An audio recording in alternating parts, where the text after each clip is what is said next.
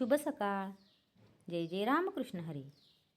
365 दिवसांच्या प्रवचन मालिकेतील आजचा दिवस 177. नियम थोडा करावा पण तो शाश्वताचा असावा.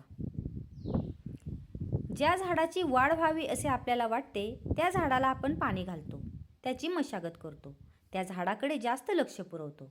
परंतु जे झाड वाढू नये असे वाटते किंवा ज्या झाडाचे विशेष महत्त्व आपल्याला वाटत नाही त्या झाडाकडे मात्र आपण दुर्लक्ष करतो. तसे जेणेकरून परमेश्वराच्या ठिकाणी बुद्धी स्थिर होईल त्याचीच उपासना करावी.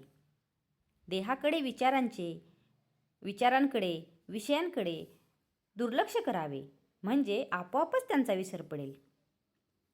ज्याप्रमाणे एखाद्या झाडाची जोपासना करतात, त्याला गुराढोरांनी खाऊ नये म्हणून त्याच्या भोवती कुंपण घालावे लागते, अगदी त्याचप्रमाणे परमार्थ हा खरा कुंपणातच ठेवावा.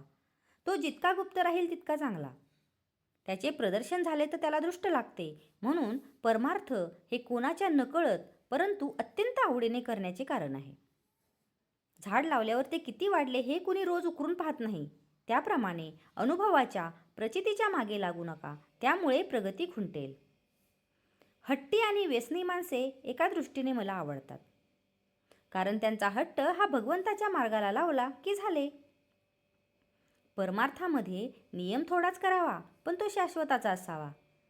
याचाच अर्थ जेणेकरून भगवंताचे प्रेम लागेल याबद्दलचा असावा आणि तो आपल्या प्राणाबरोबर सांभाळावा.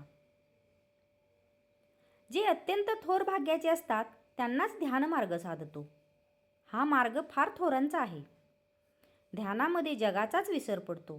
त्या अवस्थेमध्ये दिवस काय पण 5 वर्षेसुद्धा जातील, पण त्यांच्या देहाला काही होणार नाही.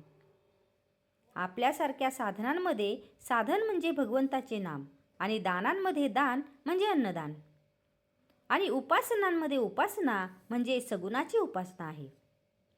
या तिन्हींमुळे देहाचा विसर पडतो. म्हणून शक्यतो या 3 गोष्टींची कास धरावी. मनुष्याची साहजिक वृत्ती ही व्याप वाढवण्याकडे असते. द्वैत वाढवून त्यामध्ये अद्वैत पाहण्याचा जो आनंद असतो तेच खरे. साधे मधमाशांचे उदाहरण घ्या. त्या अनेक झाडांवरून मध गोळा करतात आणि नंतर तो पोवळ्यामध्ये एकत्र करतात. अशा एकत्र केलेल्या मधाचा गोडवा केवढा साठा होऊ शकतो बरे. अशा रीतीने सर्व द्वैतामध्ये एक अद्वैत म्हणजे एक राम पाहायला शिकावे. आणि ज्याला सर्वत्र राम पाहणे असेल त्याने स्वतःमध्येच राम पाहून प्रत्येक कृती ही रामाची समजावी.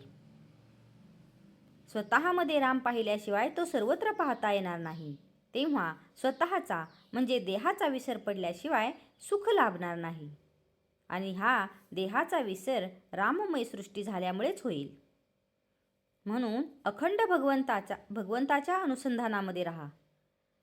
परमार्थाला अगदी स्वतःपासून सुरुवात करायची असते. आजचा हा भाग तुम्हाला कसा वाटला हे कमेंट करून नक्की सांगा. कमेंटमध्ये लिहा. जय जय रामकृष्ण हरी.